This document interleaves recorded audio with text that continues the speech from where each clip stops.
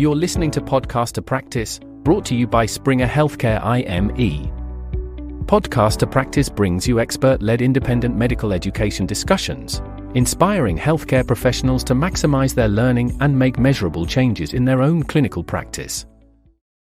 This podcast is part of an independent medical education program entitled Journey to a New Era for Alzheimer's Disease, and is supported by an independent educational grant from Lilly.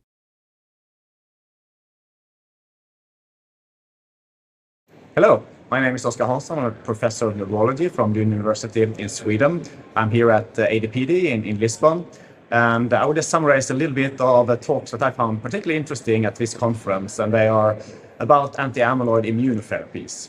So I think there were a lot of talks here that show very similar results. That is, it seems like the earlier you start to treat, the more efficient is the removal of amyloid plaques. And that also correlates to a more beneficial clinical effects of these type of therapies.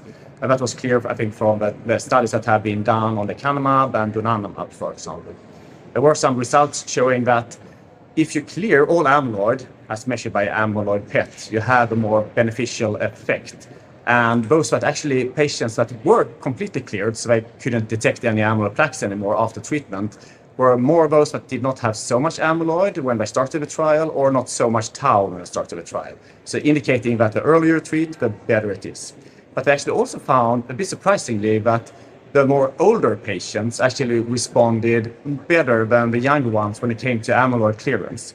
And that is probably, at least I think, that because the blood-brain barrier might be more open in elderly people, so more of the antibody actually passes the blood-brain barrier and can remove the amyloid plaques. So I think that is very encouraging for future trials that are ongoing, really looking at these antibodies also in people with preclinical disease.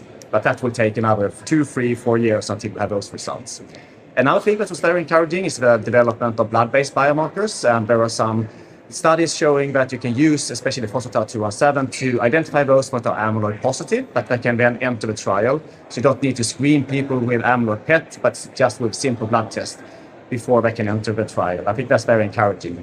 However, another thing that will be very important in clinical practice is to see when your patient have all the plaques removed, so you can maybe stop treating or maybe not treat so often. And that can definitely, of course, be done with amyloid PET imaging. We were hoping it could be done also with blood tests, but that seems actually not to be the case. So the change in amyloid PET is not fully, you can say, revealed by change in increased blood-based biomarkers. We still will need to continue following our patients with amyloid PET if we want to know which patients have no plaques left after treatment or not.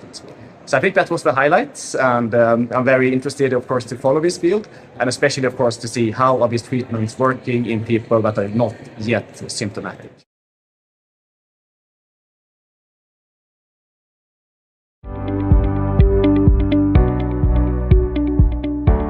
Thank you for listening to Podcast to Practice, brought to you by Springer Healthcare IME. For more information on our educational programs available, visit ime.springerhealthcare.com.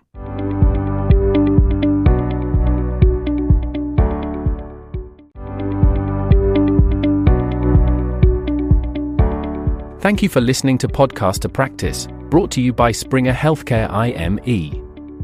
For more information on our educational programs available, visit ime.springerhealthcare.com.